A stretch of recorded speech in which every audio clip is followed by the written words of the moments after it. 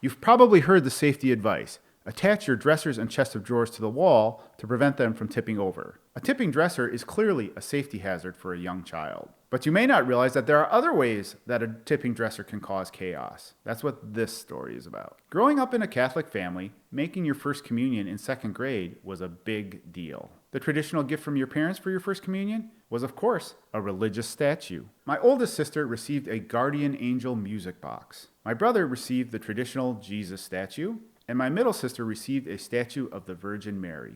Now, growing up, my brother and I shared a bedroom, at least until he started snoring and I slept in the hallway for 4 years. But that's another story. And of course, since we shared a room, we shared a dresser for our clothes. It was a 5-drawer dresser, so him being the oldest, he got 3 drawers and I got 2. With only 2 drawers to store my clothing, my drawers were always stuffed to the brim. Opening those drawers was often a struggle. One day as I yanked on my stubborn top drawer, the dresser started to tip forward.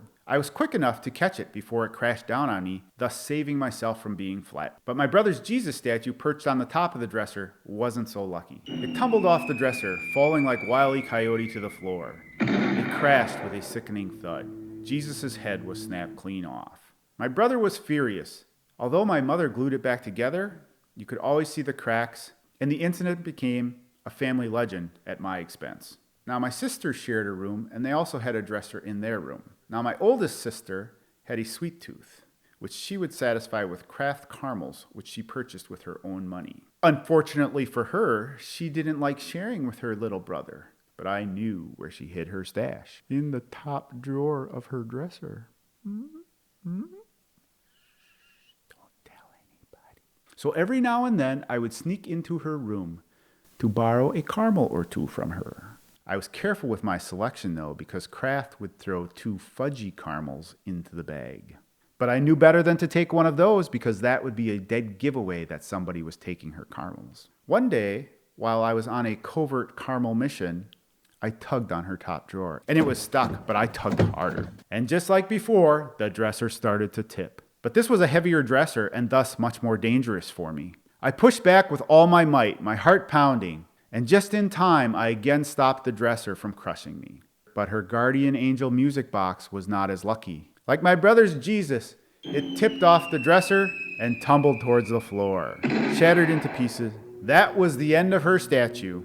But the story didn't end there. Over the years, my family has retold this story countless times. Somehow, in the retelling of this story, my innocent quest for caramels has transformed into something more sinister. When my sister tells the story, she leaves out the portion that she wasn't sharing with me, but instead says that I was trying to get into her drawer to get a peek at her unmentionable undergarments. But that is not the truth. I only wanted her caramels. Sometimes for her birthday, I will give her a 5-pound bag of caramels to repay the 5 probably that I borrowed over my lifetime. So the story continues on forever. Do you have any crazy furniture stories? If you do, drop them in the comments down below. I'd love to hear about them. If you enjoyed this story, please subscribe, hit the thumbs up and the bell, and sincerely, thank you for watching.